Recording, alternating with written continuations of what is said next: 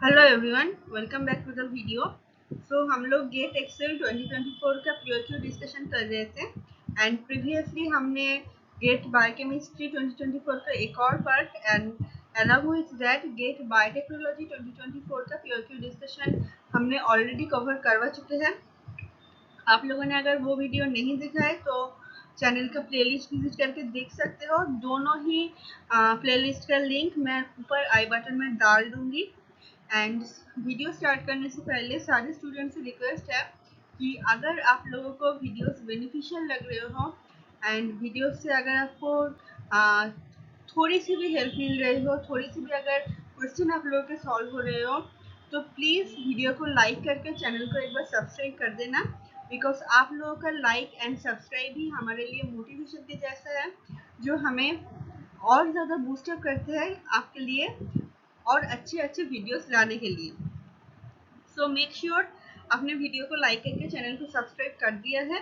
And one more thing is, आप लोगों के जितने भी फ्रेंड्स एंड जूनियर्स है जो शायद गेट के लिए या फिर किसी दूसरे भी एग्ज़ाम के लिए तैयारी कर रहे हैं, चाहे वो IIT जैम हो गया, KFR हो गया, DBT JRF हो गया या फिर कुछ भी हो गया, सो आप उन लोगों से भी प्लीज़ इस वीडियो को शेयर कीजिएगा।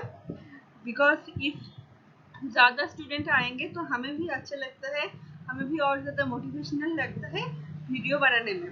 Okay, so let's move towards our first question. Okay, पहला ही क्वेश्चन बहुत ही इजी है and match the following type का है। This question is from the topic amino acid anabolism. अगर आपको याद है देन बहुत ही ज़्यादा इजी रहेगा आप लोगों के लिए, लेकिन मोस्टली जो प्रॉब्लम रहता है स्टूडेंट्स को, ये अमीनो एसिड वाला टॉपिक, अमीनो एसिड एनाबोलिज्म वाला टॉपिक, उसमें भी कौन सा अमीनो एसिड किस फैमिली से बिलोंग करते हैं, उसका प्रिकर्सर क्या रहता है, ये सब याद नहीं रहता। सो उसके लिए मेरे चैनल पे ऑलरेडी एक अमीनो एसिड एनाबोलिज्म न्यूमोनिक का वीडियो अवेलेबल है। आप चाहो तो उस वीडियो को चेकआउट कर सकते हो। अगेन मैं उसका लिंक भी ऊपर आई बटन में डाल दूंगी। 3 मिनट का छोटा सा ही वीडियो है, आप चाहो तो देख सकते हो एंड न्यूमोनिक को सीख सकते हो। Okay, so let's discuss this question. देखो, इजी है, इफ याद है तो बहुत ही इजी है। देखो, क्यू में दिया गया है राइबोस 5 फॉस्फेट। ये ribose 5 phosphate is responsible for the synthesis of histidine. So Q का आएगा 1। देखो क्यू का 1 यहाँ पे ऑप्शन में कहाँ पे है, ए में है एंड डी में है। बी एंड सी पहले ही हमारे बाहर हो गए। अभी पी का 2 दोनों ही ऑप्शन में दिया हुआ है, ए में एंड डी में। तो पी हमें चेक करने की जरूरत नहीं है, आर चेक कर लेते हैं। आर का यहाँ पे ऑप्शन डी में आर का 4 दिया है, देखते हैं आर का 4 होगा क्या। आर में दिया गया है 3 फॉस्फोग्लिसरेट एंड 4 है फिनाइलएलानाइन। क्या 3 फॉस्फोग्लिसरेट से फिनाइलएलानाइन बनता है? नहीं, फिनाइलएलानाइन तो एक एरोमेटिक अमीनो एसिड है। ये तो फॉस्फोइनोल पाइरूवेट से बनता है, ना कि 3 फॉस्फोग्लिसरेट से। सो आर का 4 तो गलत हो जाएगा। अभी तो हमारे पास जैसे ही आर का 4 गलत हो गया, ऑप्शन ही आ गया हमारे पास, that is answer A. Okay, so बहुत ही इजी था। Again another question from techniques. बहुत ही इजी होता है ये, गेट में जितने भी टेक्निक्स से रिलेटेड क्वेश्चन पूछे जाते हैं। तो अगर आप लोग स्किप करने का सोच रहे हो देन प्लीज मत करना। ज्यादा इजी एंड बेसिक बेसिक से क्वेश्चंस यहाँ पे पूछे जाते हैं। ओके, सो देखो क्वेश्चन को देख लेते हैं। यहाँ पे अगेन देखो क्यू से ही स्टार्ट करते हैं। क्यू का ionic charge, ionic charge is related to, मुझे पता है ये होता है आइसोइलेक्ट्रिक फोकसिंग। तो क्यू का आएगा 4। देखो कहाँ पे है। ओके, तीनों ऑप्शन में दिया गया है। चलो ठीक है, एक ऑप्शन तो हमारा बाहर हो गया, ए बाहर हो गया। देखते हैं अभी पोलरिटी का देखते हैं। Polarity is related to reverse phase chromatography. Why? Because देखो नॉर्मल फेज क्रोमेटोग्राफी में जो स्टेशनरी फेज होता है वो पोलर होता है एंड जो मोबाइल फेज होता है वो नॉन पोलर होता है। And in case of reverse phase chromatography stationary phase is non polar and mobile phase is polar. तो आर का क्या आएगा 1। आर का 1 देखते हैं यहाँ पे। ये देखो यहाँ पे जो 3 ऑप्शन बचे हुए थे वहां पे एक ही ऑप्शन में दिया गया है आर का 1, that is option C. Even चारों के चारों ऑप्शन में भी सिर्फ एक ही ऑप्शन में आर का 1 दिया गया है, सो एक दो ऑप्शन से ही हमारा आसानी से आंसर निकल आएगा। Okay, so make sure match the following type के क्वेश्चंस एग्जाम में जरूर से टारगेट करना है, ठीक है। ओके, तो इस क्वेश्चन का आंसर आएगा ऑप्शन सी। देन ये शायद जाएगा सेमेस्टर है। क्वेश्चन में पूछा गया है which one or more of the following statements is or are correct regarding the electromotive force generated by electron transfer chain। देखते हैं ऑप्शंस को। ऑप्शन ए में क्या है, it is use for the synthesis of ATP. जी हाँ, बिल्कुल ATP synthesis के लिए यूज होता है। Option B, it is not use for active transfer process, गलत है।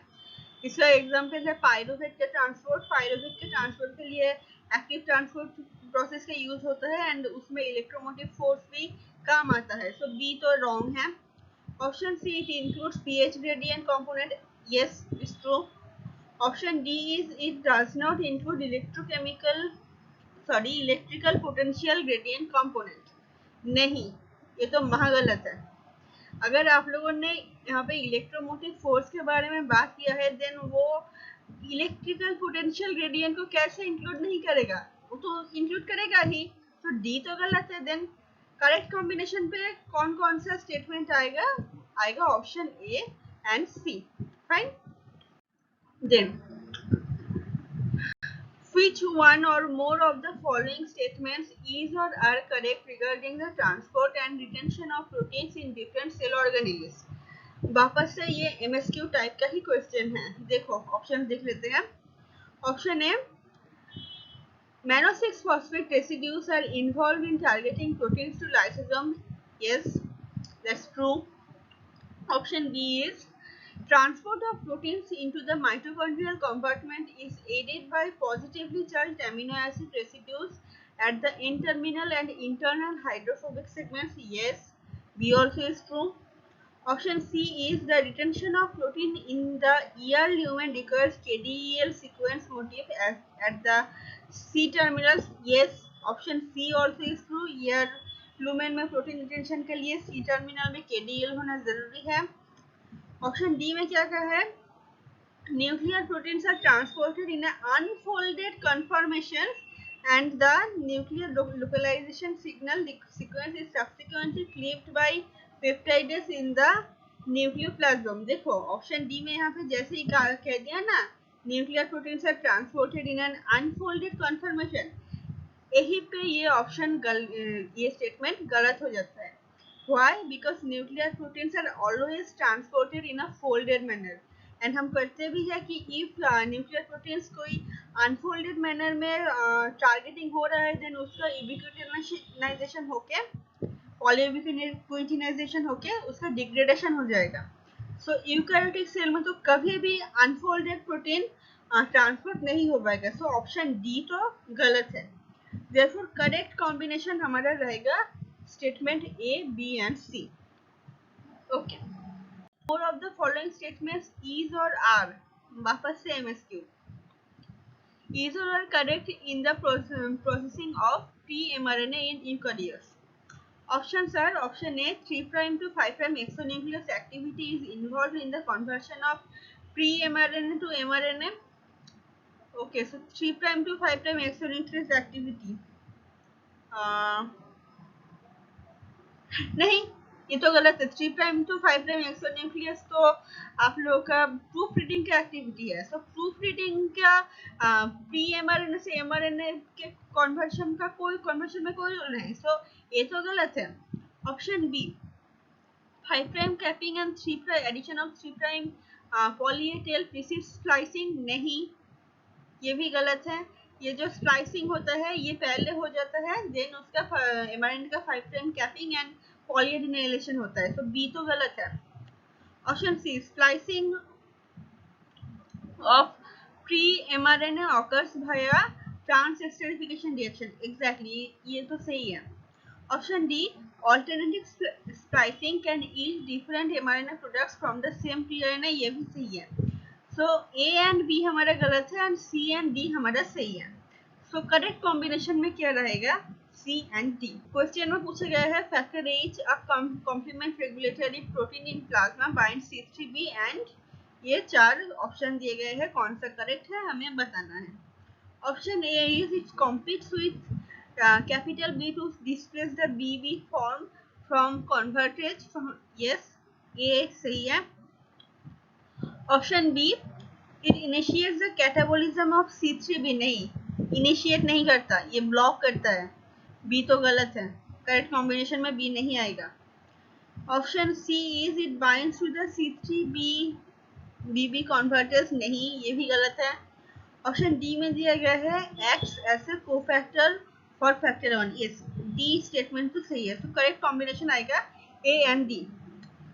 तो इस डायग्राम में देखो यहाँ पे तीनों के तीनों टाइप के कॉम्प्लीमेंट पाथवे आपके लिए, आप लोगों के लिए मैंने दे रखा है, आप वीडियो को पॉज करके इसको नोट डाउन कर सकते हो। एंड यहाँ पे ये फैक्टर, ये देखो ये फैक्टर एच है, ये फैक्टर एच किसको इनहिबिट कर रहा है, C3 कन्वर्टेज को। ओके, तो डायग्राम बहुत ही अच्छा है एक कॉम्पैरेटिव स्टडी के लिए, तीनों के तीनों कॉम्प्लीमेंट पाथवे का। सो वीडियो को पॉज करके एक बार देख लेना या फिर अपने कॉपी में नोट डाउन कर लेना, ठीक है, सिंपल सा है। ओके, सो ये क्वेश्चन एंजाइम काइनेटिक्स से है, एनर्जी के तौर पे पूछा गया है एंड बहुत ही ज्यादा इजी है एंड फॉर्मूला भी इसका आप में से सभी को पता है, I know it very well. तो क्वेश्चन देख लेते हैं। In Michaelis-Menten equation, if S equal to 15 km, then the ratio of V0 upon Vmax is dash. Round up करने को बोला है 3 डेसिमल प्लेसेस तक। अभी देख लो, S का वैल्यू दिया गया है 15 km, फॉर्मूला क्या होता है हमें पता है V0 equal to Vmax into S divided by Km plus S।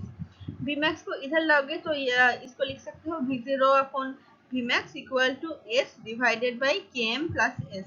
अभी इस इक्वेशन पे सिंपल से हमें S का वैल्यू पुट कर देना है। सो देखो S इक्वल टू क्या था 15 km divided by Km plus 15 km होगा। अभी इधर यहाँ पे इसको सॉल्व करोगे तो Km कट गया एंड 15 बाई 16 का वैल्यू क्या आएगा 0.9375, लेकिन यहाँ पे इन लोगों ने बोला है राउंड ऑफ तो 3 डेसिमल प्लेसेस तक, तो इसको राउंड ऑफ करके आप 0.937 तक भी रख सकते हो या फिर राउंड ऑफ करके 0.938 भी लिख सकते हो। तो एक रेंज रह जाता देता ही है गेट, तो उसके अंदर इफ आपका आंसर आ जाता है देन आपका आंसर करेक्ट माना जाएगा। ओके फाइन, ये आई गेस लास्ट क्वेश्चन है आज का या फिर सेकेंड लास्ट क्वेश्चन है शायद, देख लेते हैं। इजी ही है ये भी। A 5250 base pair long plasmid with 10 negative supercoils would have a linking number of dash considering 10.5 base pairs per turn for BDNA। Answer हमें इंटीजर पे देना है, देख लो कैसे सॉल्व होगा। लिंकिंग नंबर का फॉर्मूला क्या है, twisting number plus minus reading number. Twisting reading number हमारे पास है एंड ट्विस्टिंग नंबर हमें निकलना है। रीडिंग नंबर क्या था, ये जो 10 नेगेटिव सुपरकोइल्स बोला है ना, ये 10 ही इसका रीडिंग नंबर है। ट्विस्टिंग नंबर कैसे निकलोगे, ट्विस्टिंग नंबर का फॉर्मूला होता है base pair number divided by number of bases in one turn. Total number of base pair यहाँ पे कितना दिया गया है 5250 divided by number of bases in one turn, क्या दिया गया है यहाँ पे अगेन 10.5 दिया हुआ है। तो इसको सॉल्व करोगे तो यहाँ पे आंसर आएगा 500। अभी इसको सिंपल से हमें इस इक्वेशन में पुट कर देना है। सो लिंकिंग नंबर इक्वल टू क्या आएगा 500 माइनस, माइनस किस लिए, क्योंकि यहाँ पे देखो यहाँ पे इन्होंने नेगेटिव सुपरकोइल्स बोल रखा है, सो इसलिए यहाँ पे माइनस हुआ। अगर पॉजिटिव सुपरकोइल बोलते तो यहाँ पे प्लस होता, एस नेगेटिव है देन माइनस, माइनस क्या आएगा रीडिंग नंबर क्या है 10, तो सॉल्व करोगे तो आंसर आएगा 490। ओके सिंपल सा। ओके तो यहाँ पे हमने फाइनली सारा क्वेश्चन बायोकेमिस्ट्री का डिस्कस कर लिया। नेक्स्ट हम लोग जूलॉजी गेट जूलॉजी 2024 का पेपर डिस्कशन करेंगे। अब अगर आप लोगों को वीडियो अच्छा लगे हो तो जरूर से लाइक कमेंट शेयर वीडियो को करना एंड कोई भी डाउट या कुछ भी हो आप लोगों का feel free to ask in the comment section. I will answer your every question. Okay, thank you for watching.